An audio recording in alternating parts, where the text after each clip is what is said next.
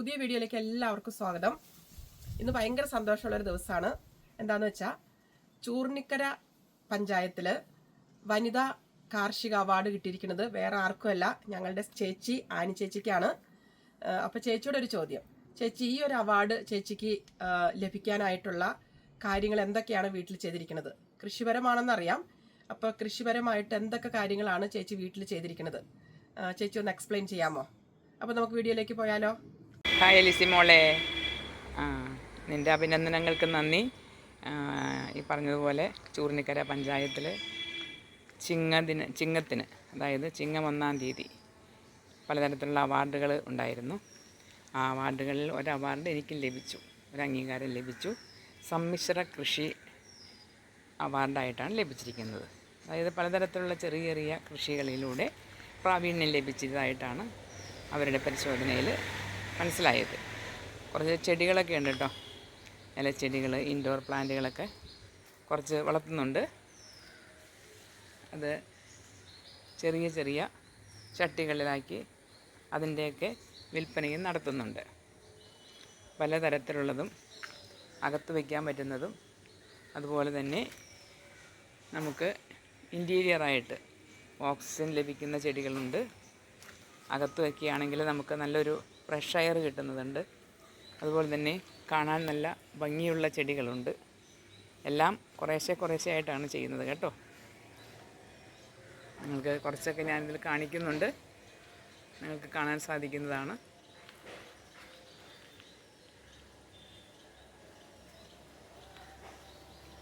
ഇതെല്ലാം ഇലച്ചെടികളാണ്.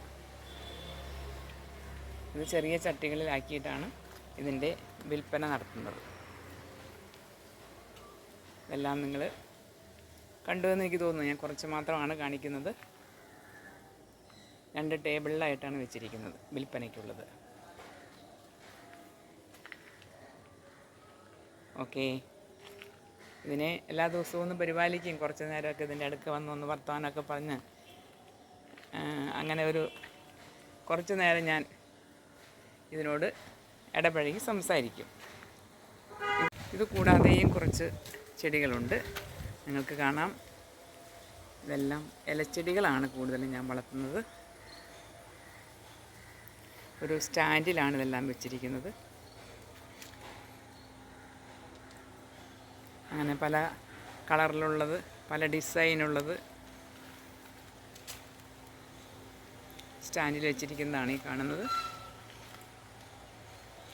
ഡിസൈനുള്ള ചില ചെടികളാണിത്. ഗ്രീനിൽ red design, റെഡിൽ green design, അങ്ങനെ മിക്സ് ചെയ്ത് വെച്ചിട്ടുണ്ട്. ഇതെല്ലാം സ്റ്റാൻഡിലാണ് വെച്ചിരിക്കുന്നത്, കണ്ടോ, സ്റ്റാൻഡിലാണ് വെച്ചിരിക്കുന്നത്. അപ്പോൾ നമുക്ക് പരിപാലിക്കാനൊക്കെ എളുപ്പമുണ്ട്.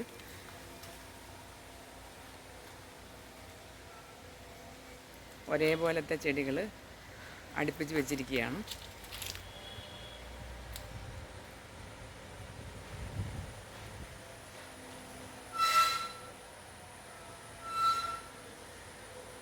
എല്ലാ ദിവസവും ഇതുപോലെ തന്നെ കുറച്ച് സമയം ചെടികളോടൊക്കെ വർത്തമാനം പറഞ്ഞ് ചെടികളെ ലാളിച്ച് സ്നേഹിച്ച്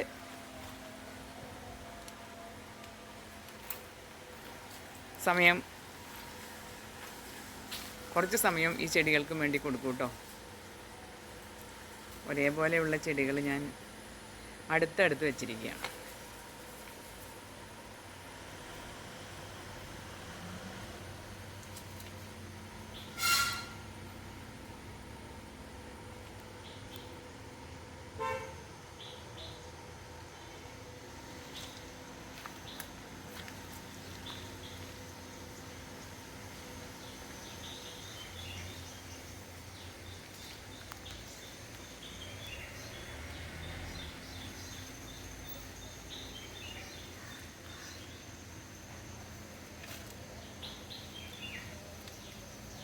ഒരേപോലത്തെ ചെടികൾ ഞാൻ എടുത്ത് വെച്ചിരിക്കുകയാണ്. നിങ്ങൾക്ക് പല ഡിസൈനിലുള്ള ഇലച്ചെടികൾ തന്നെയാണ് ഇതെല്ലാം കേട്ടോ. പലതരത്തിലുള്ള ഡിസൈനുകളാണെന്ന് മാത്രം. ഇതെല്ലാം നിങ്ങൾ കണ്ടിട്ടുള്ള ചെടികളൊക്കെ തന്നെയാണ് കേട്ടോ. ഇതെല്ലാം നിങ്ങൾക്കറിയാം ഈ ചെടികൾ. എന്നാലും ഞാനിങ്ങനെ ഒരുമിച്ച് അടുപ്പിച്ച് വെച്ച് കുറച്ച് സെയിലൊക്കെ ആയിട്ട് ഇങ്ങനെ പോകുന്നു എന്ന് മാത്രം. കണ്ടോ, ഈ ചെടികളൊക്കെ നിങ്ങൾക്ക് അറിയാവുന്ന ചെടികളൊക്കെ തന്നെയാണ്. എന്നാലും അടുത്തൊരു ടൈപ്പ് എന്ന് പറയുന്നത് കണ്ട ഇലച്ചെടികൾ അല്ലേ, കാണാനൊക്കെ നല്ല ഭംഗിയുണ്ട്, നല്ല ഡിസൈനാണ്.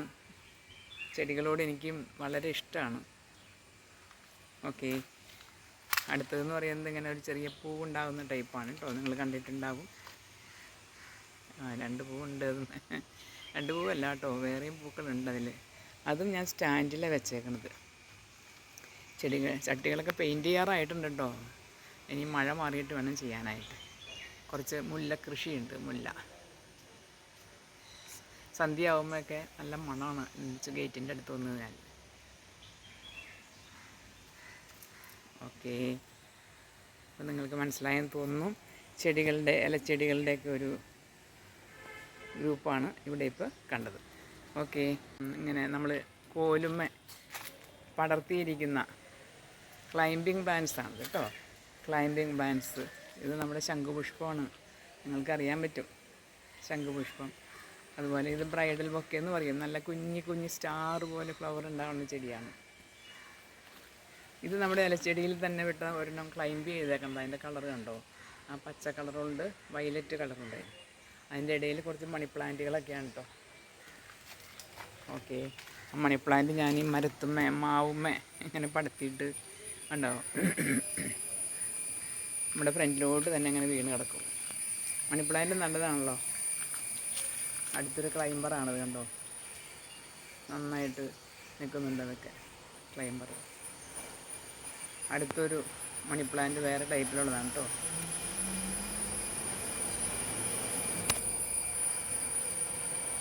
പിന്നെ കുറച്ച് കുരുമുളകൊക്കെ ഉണ്ട് കേട്ടോ. കുരുമുളകൊക്കെ ഇപ്പോൾ ഉണ്ടായി തുടങ്ങുന്നേ ഉള്ളൂ, തിരിയൊക്കെ ആയിട്ട് ഇങ്ങനെ ഉണ്ടായി തുടങ്ങിയിട്ടുള്ളൂ. അത് എൻ്റെ കൊച്ചുമോനുണ്ടേ, താഴത്തുള്ളതെല്ലാം മോൻ ഒന്ന് പൊട്ടിച്ച് കളയും, ഉണ്ടാകുമ്പോൾ തുടങ്ങുമ്പോൾ തിരി പൊട്ടിച്ച് കളയും. ഇതെല്ലാം ക്ലൈംബേഴ്സാണ്, ചട്ടിയിൽ പടർത്തുന്ന ടൈപ്പാണ് കണ്ടോ.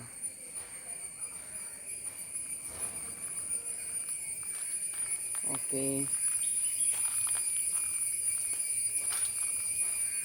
ഇതെല്ലാം അങ്ങനെ ചട്ടിയിൽ കുറച്ച് ചെടികളങ്ങനെ ഡിസൈൻ ചെയ്ത് വെച്ചിരിക്കുന്നു മാത്രം. ചട്ടികളൊക്കെ പെയിൻറ്റ് ചെയ്യാറായി, അതിന് മഴ മാറിയിട്ട് വേണം പെയിൻറ്റ് ചെയ്യാനായിട്ട്. അങ്ങനെ ചെടികളോടൊക്കെ താല്പര്യമുണ്ട്, വീട്ടിലെല്ലാവർക്കും താല്പര്യമുണ്ട് കേട്ടോ. ചെടികളോട് എല്ലാവരും നോക്കും, ശുശ്രൂഷിക്കും. ഓരോരുത്തർക്കും സാധിക്കുന്ന പോലെ സമയം കണ്ടെത്തി ഇതിൽ എല്ലാവർക്കും താല്പര്യമുണ്ട് ചെടികളോട്.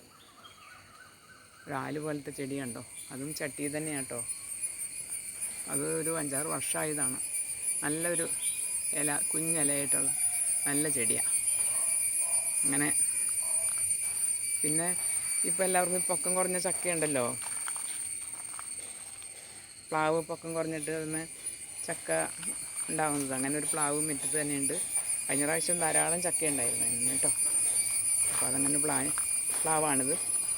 മുറ്റത്ത് തന്നെ വേറെയും പ്ലാവുണ്ട്. അതിന് ഒത്തിരിയേറെ പാഷൻ ഫ്രൂട്ട് ഉണ്ടായിപ്പുണ്ട്. ആ പ്ലാവുമ്മേലേക്ക് പാഷൻ ഫ്രൂട്ട് പടത്തിയിട്ട് നമുക്ക് കാണാൻ പറ്റും. ഓക്കെ, പിന്നെയെന്ന് പറയുന്നുണ്ടല്ലോ കുറച്ച് വെണ്ടക്കൃഷിയുണ്ട്. വെണ്ടക്കൃഷി അത് നിങ്ങൾക്ക് കാണാം, മുറ്റത്ത് തന്നെ വെച്ചേക്കണ വെണ്ടക്കൃഷി കേട്ടോ. അത് നല്ല ഇനം വെണ്ടയാണ് കണ്ടോ. നമുക്ക് ഒരില കഴിഞ്ഞാൽ ഒരില കഴിഞ്ഞാൽ 2 വെണ്ടയ്ക്കെങ്കിലും അത് വേണ്ട. ഇതിപ്പോൾ 2 അല്ല, അത് കണ്ടത് ഒത്തിരി നന്നായിട്ട് ഉണ്ടാകുന്ന നല്ലൊരു വെറൈറ്റിയാണ്. അധികം ഹൈറ്റിലൊന്നും പോവില്ല. നമുക്ക് അതിനെ വലിയ ശുശ്രൂഷകളൊന്നും ചെയ്യുന്നില്ല കേട്ടോ. ഈ ചാക്കിൽ നമ്മൾ തന്നെ കമ്പോസ്റ്റൊക്കെ ഉണ്ടാക്കുന്നുണ്ട്. കമ്പോസ്റ്റ് വളമാണ് അതിന് പ്രധാനമായിട്ട് കൊടുക്കണത്. വേറെ അധികമൊന്നും കൊടുക്കാറില്ല കണ്ടോ. വെണ്ട കൃഷിയുടെയാണ് ഇതിപ്പോൾ. കഴിഞ്ഞ ദിവസങ്ങളിലൊക്കെ വെണ്ട പൊട്ടിച്ചായിരുന്നു കേട്ടോ. അത് കാരണമാണ് ഇപ്പോൾ ഇതും അധികം കാണാത്തത്. അധികം മൂക്കണേന് ഇപ്പോൾ പൊട്ടിക്കണമല്ലോ. അതാണ് വെണ്ടക്കൃഷി എന്ന് പറയുന്നത്. ഇതിൻ്റെ ഇടയിൽ 2-3 സുന്ദരിപ്പൂക്കളുണ്ട് കേട്ടോ. മഞ്ഞ കളറും ഓറഞ്ച് കളറായിട്ട് നമ്മളിങ്ങനെ എത്തി നോക്കണുണ്ട്, നമ്മൾ എന്താ എടുക്കണേന്ന് അറിയാൻ വേണ്ടിയിട്ട്. കണ്ട, ഇതാണ് നമ്മുടെ വെണ്ടക്കൃഷി. ഒരുപാടൊന്നുമില്ല കേട്ടോ, എല്ലാം കുറേശ്ശെ ചെയ്യുന്നു മാത്രം. കണ്ട, നമ്മൾ വെൽക്കം ചെയ്തൊരു വെണ്ട നിൽക്കണുണ്ടോ. ഓക്കെ, ഇതാണ് വെണ്ടക്കൃഷി. ഇനി ഒരെണ്ണം ഞാനേ ഇത് വിത്തിന് വേണ്ടിയിട്ട് ഒരെണ്ണം നിർത്തിയിട്ടുണ്ട്. കാരണം ഇത് നല്ലൊരു ഇനമായ കാരണം ഇത് കളയാൻ തോന്നണില്ല. അപ്പോൾ അങ്ങനെ വെണ്ട കൃഷിയുടെ കാഴ്ചയാണ് ഇപ്പോൾ കണ്ടത് കേട്ടോ. പിന്നെയെന്ന് പറയുന്നത് എനിക്ക് മണി പ്ലാന്റുകളോടൊക്കെ ഭയങ്കര ഇഷ്ടമാണ്. അപ്പോൾ മണി പ്ലാന്റ് കുറച്ച് നമ്മളിങ്ങനെ ഫ്രണ്ടിൽ തന്നെ കയറി വരുന്നോട് തന്നെ ഉണ്ടോ, വാതിലിൻ്റെ അടുത്തായിട്ട് ഇങ്ങനെ തൂക്കിയിട്ടിട്ടുണ്ട്. അപ്പോൾ നമുക്ക് ഓക്സിജനും കിട്ടും, കാണാനും നല്ല ഭംഗിയാണ്. ഒരുപാട് ബുദ്ധിമുട്ടുകളൊന്നുമില്ല ഇത് വളർത്താൻ. ഉണ്ടോ, നമുക്ക് വളരെ എളുപ്പത്തിൽ ഇതിനെ പതുക്കെ ഒന്ന് നനച്ച് കൊടുത്താൽ മതിയല്ലോ. മഴക്കാലമാണെങ്കിൽ നനയ്ക്കുകയും വേണ്ട. അപ്പോൾ അങ്ങനെ നമുക്ക് നല്ല ഭംഗിയിൽ മണി പ്ലാന്റിനെയൊക്കെ നോക്കാൻ പറ്റും. കണ്ടോ, അത് ഞാനിങ്ങനെ ചുറ്റുമുണ്ട് കേട്ടോ. ആ മണി പ്ലാന്റ് കൃഷി ഇങ്ങനെ ചുറ്റുമുണ്ട്. നമുക്ക് കാണാൻ പറ്റുമെന്ന് എനിക്ക് തോന്നണം അല്ലേ? കണ്ടോ, അങ്ങേയറ്റം വരെ ഈ അറ്റം മുതൽ മണി പ്ലാന്റ് വെച്ച് പിടിപ്പിച്ചേക്കാണ്. അപ്പോൾ നമുക്ക് നല്ലൊരു ഓക്സിജൻ കിട്ടും, നമുക്ക് ഫ്രഷ് എയറാണ്, നല്ലൊരു എനർജിയാണ്, പോസിറ്റീവ് എനർജി കിട്ടും നമുക്ക് നന്നായിട്ട്. അതാണ് ഈ മണി പ്ലാന്റ് ഞാൻ വളർത്താൻ കാരണം. ഓക്കേ, എല്ലാം അധികമൊന്നും ഇല്ല കേട്ടോ, കുറേശ്ശെ കിട്ടുന്ന സമയം പോലെ കിട്ടുന്ന പോലെ ഞാൻ ചെയ്യുന്നതാണ് കേട്ടോ. ഓക്കേ, ഇനി അടുത്തതിലേക്ക് നോക്കാം. ഇനി അടുത്തത് പച്ചമുളകാണ് കേട്ടോ. പച്ചമുളക് അതായത് കാന്താരി എന്ന് പറയും. നിങ്ങൾ കണ്ടിട്ടുണ്ട് ഇഷ്ടം പോലെ, നിങ്ങളുടെയൊക്കെ വീട്ടിലുണ്ടാവും. എന്നിരുന്നാലും ഞാൻ വളർത്തി, ഞാൻ ചട്ടിയിലാണ് കേട്ടോ ഈ കാന്താരിയൊക്കെ വളർത്തിയേക്കണേ. അപ്പോൾ നമുക്ക് ഇടയ്ക്ക് മഴയൊക്കെ കൂടുമ്പോഴോ എന്തെങ്കിലുമൊക്കെ മാറ്റി വയ്ക്കണമെന്നുണ്ടെങ്കിൽ മാറ്റി വയ്ക്കാം. കണ്ടോ, പഴുത്തിരിക്കുകയാണെല്ലാം. കാരണം എന്താണെന്നറിയോ, ഈ മഴ പിടിച്ചിട്ടേ പിന്നെ അധികമൊന്നും പൊട്ടിക്കാൻ പറ്റിയില്ല. അപ്പം അത് കാരണം കുറച്ച് പഴുത്തിട്ടുണ്ട്, ഇനി പൊട്ടിക്കണം. ചെറിയൊരു തോർച്ച തോന്നുന്നുണ്ട്. അപ്പോൾ നമുക്കത് പൊട്ടിക്കാം, ഇത് കഴിയുമ്പോൾ പൊട്ടിക്കാം കേട്ടോ. കണ്ടോ, ഇതാണ് എൻ്റെ കാന്താരി കൃഷി. അധികമൊന്നുമില്ല, ഒരു 6-8 ചട്ടി. ഞാൻ മിക്കവാറും ഓരോന്നും ഒരു 10 ചട്ടി വെച്ചാണ് ചെയ്യാറ്. ചിലതിൽ ഡാമേജ് ആവും, ചിലപ്പോൾ ഒത്തു കിട്ടും. അപ്പോൾ അതാണ് എൻ്റെ കാന്താരി കൃഷി. ഓക്കെ, ഉള്ളത് കുറച്ച് ഇഞ്ചി കൃഷിയാണ് കേട്ടോ. ഒരുപാടൊന്നുമില്ല. അതായത് ഞാൻ 12 മാസം ആണല്ലോ നമുക്കുള്ളത്. അപ്പോൾ 12 മാസവും 12 ചട്ടികളിലായിട്ടാണ് ഞാൻ വെച്ചേക്കുന്നത്. അപ്പോൾ നമുക്ക് എന്താണെന്ന് വെച്ച് കഴിഞ്ഞാൽ ഓരോ മാസത്തേക്ക് ഓരോ ചട്ടി എടുത്ത് പറിച്ച് കട പറിക്കുമ്പോൾ നമുക്ക് ഉപയോഗിക്കാമെന്ന് കരുതിയിട്ടാണ് ഞാനിങ്ങനെ ഇഞ്ചീനെ പരിപാലിക്കുന്നത്. അപ്പോൾ ഇത് നന്നായിട്ടൊക്കെ വിളവ് കിട്ടുകയാണെങ്കിലുണ്ടല്ലോ, നമുക്ക് ഒരുപാട് ഇഞ്ചി വിട്ടുണ്ടോ കട പറിക്കുമ്പോഴേ. അപ്പോൾ അങ്ങനെ നമ്മുടെ ആവശ്യത്തിനുള്ള ഇഞ്ചി ഫുള്ള് കിട്ടില്ലെങ്കിലും നമുക്ക് അത് ഒരുപാട് ഉപയോഗപ്പെടും നമുക്ക്.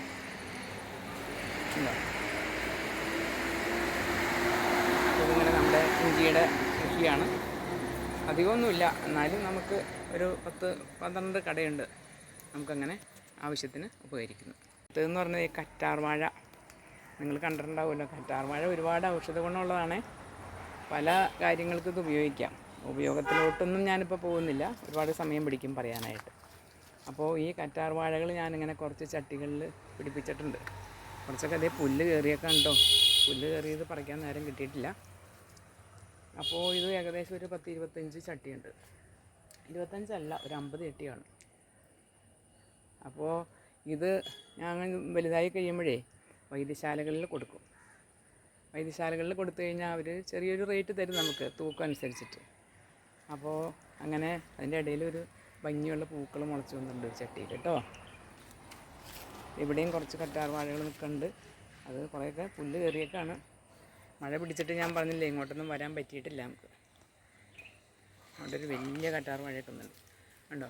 അപ്പോൾ ഇതാണ് കറ്റാർ വാഴ. പിന്നെ കുറച്ച് വഴുതനങ്ങ, 2 തരത്തിലുള്ള വഴുതനങ്ങയുണ്ട്. ഈ പൊക്കം ചെറുതില്ലേ, ചെറിയ ഉണ്ട പോലത്തെ വഴുതനങ്ങ, അതുപോലെ നീളം കൂടിയ വഴുതനങ്ങ, അങ്ങനെ ആ 2 ടൈപ്പിലുള്ള വഴുതനങ്ങയുണ്ട്.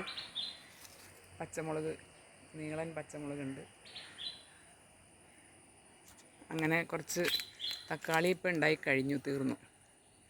ഇതൊരു കുറ്റിക്കുരുമുളക് കൃഷിയാണ്, കുറ്റിക്കുരുമുളക്. അതിങ്ങനെ ഒരു വലിയ ചട്ടിയിലാണ് നട്ടേക്കണത്. കഴിഞ്ഞ വർഷം എനിക്ക് ഒരുപാട് കുരുമുളക് കിട്ടിയായിരുന്നു കേട്ടോ ഇതിൽ നിന്ന്. ഇത് ഉണ്ടായി തുടങ്ങുന്നേ ഉള്ളൂ. അത് നമ്മൾ നന്നായിട്ട് നോക്കുകയാണെങ്കിൽ നമ്മുടെ ആവശ്യത്തിനുള്ള, എനിക്ക് കഴിഞ്ഞ വർഷം നമ്മുടെ ആവശ്യത്തിനുള്ള കുരുമുളക് കിട്ടി.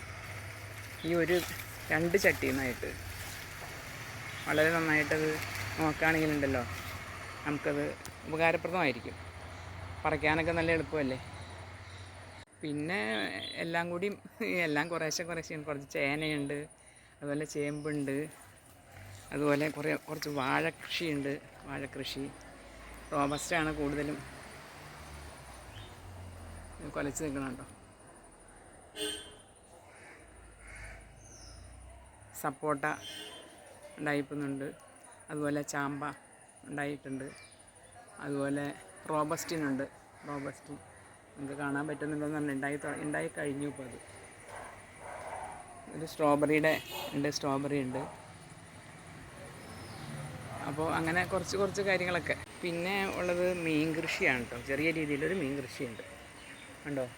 ഒരു പടുതക്കുളമാണ്. മീൻ അവിടെ അനങ്ങുന്നുണ്ട്. കാണാൻ പറ്റുമോ നോക്കട്ടെ കേട്ടോ.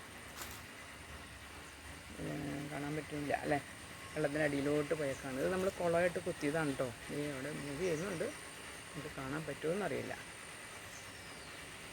അങ്ങനെ വെള്ളത്തിൽ ഒരു 150 ഫിലോപ്പിയുടെ കുഞ്ഞുങ്ങളെ ഇട്ടേക്കണത്. ഏറ്റവും ഉണ്ട്, കാണാമോ? ഫിലോപ്പിയുടെ കുഞ്ഞുങ്ങളെ കുളത്തിലിട്ട് തീറ്റ കൊടുത്ത് വളർത്തുന്നു. ഒരു 6 മാസമൊക്കെ ആകുമ്പോഴേക്കും നമുക്ക് അതിനെ ചൂണ്ടയിട്ട് പിടിച്ചെടുക്കും. അങ്ങനെ ഒരു മത്സ്യകൃഷിയുമുണ്ട് കേട്ടോ. കുറച്ച് ഇഞ്ചി കൃഷി നേരത്തെ ഞാൻ കാണിച്ചല്ലോ, അതിൻ്റെ ബാക്കി ഇവിടെ മുറ്റത്ത് തന്നെ കുറച്ച് വെച്ചേക്കണം കേട്ടോ. ഇതൊക്കെ നമുക്ക് ചെയ്യാം കേട്ടോ. നമ്മുടെയൊക്കെ വീടുകളിൽ നമുക്ക് ചെയ്യാൻ പറ്റുന്ന കാര്യങ്ങളാണ് ഇതൊക്കെ. ഇപ്പോൾ ചട്ടി കിട്ടിയില്ലെങ്കിൽ ചാക്ക് കിട്ടുകയാണെങ്കിൽ ചാക്കിലാണെങ്കിലും നമുക്ക് ചെയ്യാം.